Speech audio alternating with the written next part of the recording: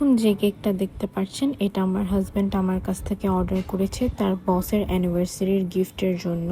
তো এই কেকটা হচ্ছে গিয়ে 1.5 পাউন্ডের একটা কেক ছিল। আমি as usual basic sponge cake use করি, কিন্তু এই কেকটা স্পেশাল ছিল বলে এটার মধ্যে আমি Japanese Shipon cotton sponge cake এর বেস দিয়ে এটা রেডি করেছি। এটা একটা গিফট কেক ছিল। আমি কেকটা লেয়ারিং করছি। লেয়ারিং করার পরে এটাকে আমি 30 মিনিটের মতো ক্রাম কোটিং করে রাখবো।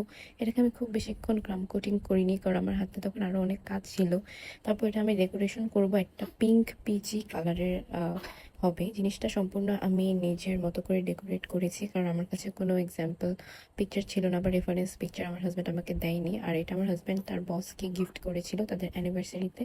তো আমি ভাবতেছিলাম যে কিভাবে দিলে সুন্দর দেখা যায়, তো আমি ভাবলাম যে এই থিমের কেকটাই করি, যেহেতু আমার আগে এই থিমের কেক করা হয়নি। তো আমি এখানে এই কেকটা হচ্ছে গিয়ে এভাবে নোজেল দিয়ে উপরে সুন্দর করে ডিজাইন করে নিচ্ছি। এটা আমি লিফ নোজেল দিয়ে করিনি, এটা আমি 224 নাম্বার নোজেল দিয়ে করেছি।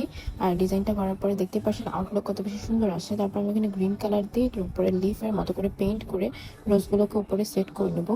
তারপর এখানে কিছু লিফ আমি হচ্ছে গিয়ে দিয়ে দেবো কেকের মধ্যে। আর কেক বানাতে বানাতে তখন আমার হাজব্যান্ড আমাকে একটা রোজ হচ্ছে গিয়ে গিফট করে, তো আমি ক্যামেরার মধ্যে সেটাই দেখাচ্ছিলাম আপনাদেরকে।